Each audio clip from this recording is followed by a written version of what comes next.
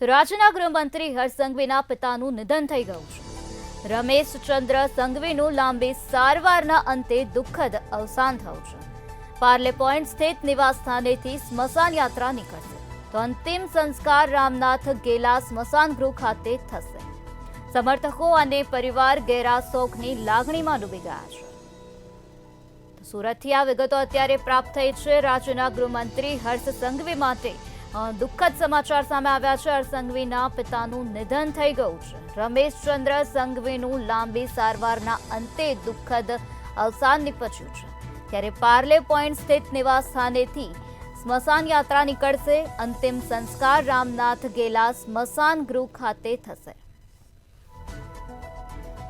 સમર્થકો અને પરિવારજનોમાં અત્યારે શોકની લાગણી વ્યાપી ગઈ છે, કારણ કે રમેશ ચંદ્ર સંઘવીનું લાંબી સારવાર બાદ અંતે દુઃખદ અવસાન થયું છે।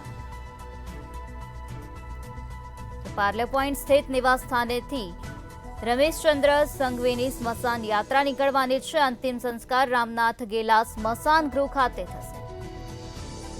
સુરતથી આ વિગતો અત્યારે પ્રાપ્ત થઈ છે, જ્યાં રાજ્યના ગૃહમંત્રી હર્ષ સંઘવીના પિતાનું આજે નિધન થઈ ગયું છે। દુઃખદ સમાચાર સામે આવ્યા છે। રમેશ ચંદ્ર સંઘવીનું લાંબી સારવાર બાદ અંતે દુઃખદ અવસાન થયું છે, ત્યારે આજે તેઓની અંતિમ યાત્રા નીકળશે। સ્મશાન યાત્રા નીકળવાની છે। પાર્લે પોઈન્ટ સ્થિત નિવાસ સ્થાનેથી સ્મશાન યાત્રા નીકળશે।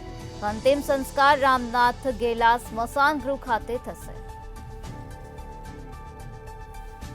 ત્યારે પરિવારજનોમાં શોકની લાગણી વ્યાપી ગઈ છે। પરિવારજનોમાં અત્યારે દુઃખની લાગણી જોવા મળી રહી છે।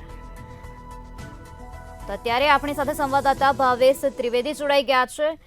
જે ભાવેશ, રાજ્યના ગૃહમંત્રી હર્ષ સંઘવીના પિતાનું નિધન થઈ ગયું છે, ત્યારે અંતિમ સંસ્કાર રામનાથ ગેલા સ્મશાન ગૃહ ખાતે થશે। શું છે વધુ માહિતી? હાજી, આપને જણાવી દઈએ કે રમેશચંદ્ર સંઘવી છેલ્લા કેટલાય દિવસથી બીમાર હતા। લાંબી સારવારને અંતે એમનું આજ નિધન થયું છે, ત્યારે પાર્લે પોઈન્ટ સ્થિત તેમના નિવાસ સ્થાનેથી મોટી સંખ્યામાં, વિશાળ સંખ્યામાં સ્મશાન યાત્રામાં મોટી સંખ્યામાં લોકો જોડાયેલા છે। અગ્રણી ઉદ્યોગપતિઓ, વિવિધ રાજકીય પક્ષોના અગ્રણીઓ, ઉચ્ચ પદાધિકારીઓ, ભારતીય જનતા પાર્ટીના સંગઠનના વિવિધ પદાધિકારીઓ સહિતના મોટી સંખ્યામાં નાગરિકો પણ જોડાયા છે। ત્યારે તેમના નશ્વર મૃતદેહને અત્યારે રામનાથ ગેલા સ્મશાન ગૃહ ખાતે લાવવામાં આવ્યો છે, અને અત્યારે તેમની જૈન સમાજની વિધિ પ્રમાણે એમની ધાર્મિક વિધિ ચાલી રહી છે। થોડી જ વારમાં તેમના નશ્વર દેહને અગ્નિદાહ આપવામાં આવશે અને પંચમહાભૂતમાં તેમનો દેહ વિલીન થશે। જે ભાવેશ, સમગ્ર માહિતી આપવા બદલ આભાર।